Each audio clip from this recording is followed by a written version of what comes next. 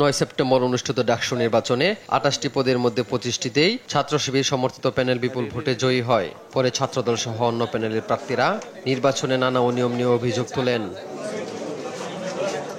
মঙ্গলবার সকালে পরাজিত বিপি প্রার্থী ছাত্রদলের আবিদুল ইসলাম আবিদ, বাগচাষের আব্দুল কাদের ও স্বতন্ত্র শিক্ষার্থী ঐক্যের উমামা ফাতেমা ডাকসু নির্বাচনের বিভিন্ন অনিয়মের অভিযোগ বিশ্ববিদ্যালয়ের প্রশাসন ও নির্বাচন কমিশনকে লিখিতভাবে দেন।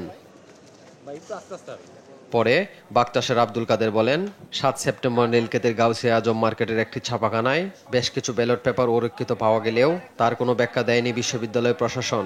নির্বাচন কমিশন বলেন কিংবা বিশ্ববিদ্যালয় প্রশাসন বলেন উদুর বিন্দু পুটুলকে চাপিয়ে দেওয়ার একটা পায়তারা তারা করতেছেন।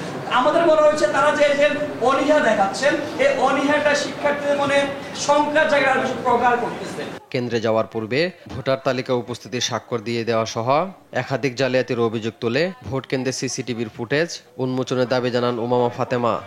তারা যেটা আমাদেরকে অনবরত বলার চেষ্টা করছেন যে এই জিনিসটার সুযোগ নেই, মানে ওনাদের পক্ষ থেকে এক ধরনের না সুযোগ কথা আসলে আমরা শুনছি। অভিযোগের বিষয়ে বিশ্ববিদ্যালয়ের প্রশাসনকে অবগত করে সমাধানের অনুরোধ করলেও প্রশাসন কোনো কার্যকর পদক্ষেপ নেয়নি বলে অভিযোগ করেন ছাত্রদল সমর্থিত ভিপি প্রার্থী আবিদুল ইসলাম আবিদ।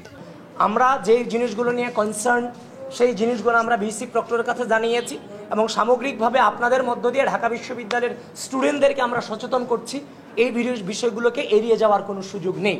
এই নির্বাচনের প্রতি আবারও বলছি আমাদের দায়বদ্ধতা আছে এটার স্বচ্ছতা নিশ্চিতকরণে।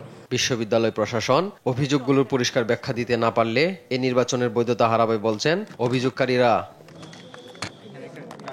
AH হিমেল, দেশ টিভি, ঢাকা।